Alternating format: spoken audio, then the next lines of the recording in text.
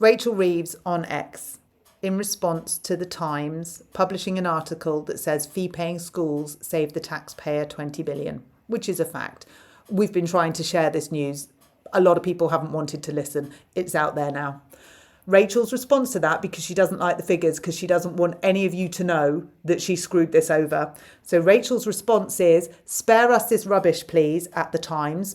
Private schools segregate our children based on parental wealth. Let's dissect your response, Rach.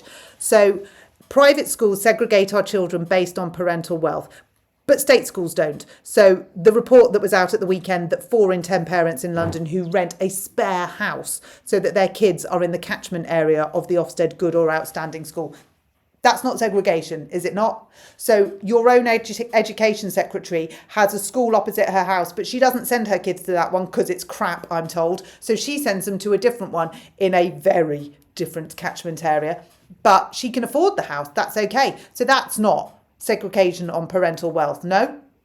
So buying the house in the catchment area of the good and outstanding schools, driving house prices higher, excluding people that don't have that money in the bank to be able to buy or rent the good house so that they can get their children in the good and the outstanding schools. That's not segregation by wealth. No, Rach? That stinks of double standards. You go on to say private schools are not doing anyone a favour. Really? You can do one. You come and speak to my daughter. She cannot access state education. She can only access private education. I will not go into why, because that is her personal story. But let me tell you, it is giving her an education. How is that not doing her a favour? How is that not doing society a favour? What would you rather? A child on the scrap heap or a child accessing education? I can't believe we're even having this moral debate.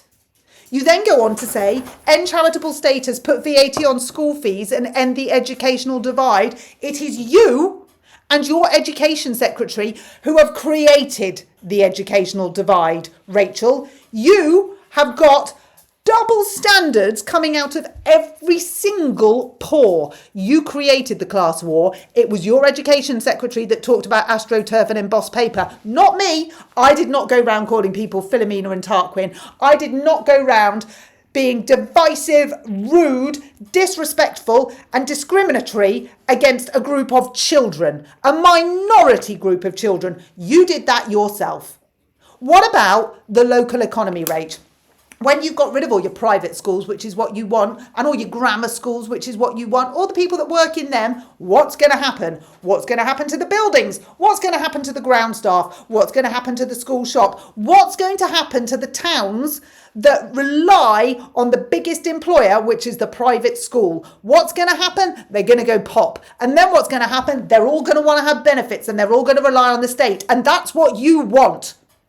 Working people, your definition, people without savings. You do not want aspiration. You do not want savings. You simply want to pull yourself up the ladder and be damned anyone else. Well, I tell you what, Rachel, you have home goaled this magnificently. You couldn't have done us a bigger favour. You've shown your true colours. You can resign. Get out. You are not fit to be in Parliament. And nor is Bridget, and nor is Angela, and nor is Keir.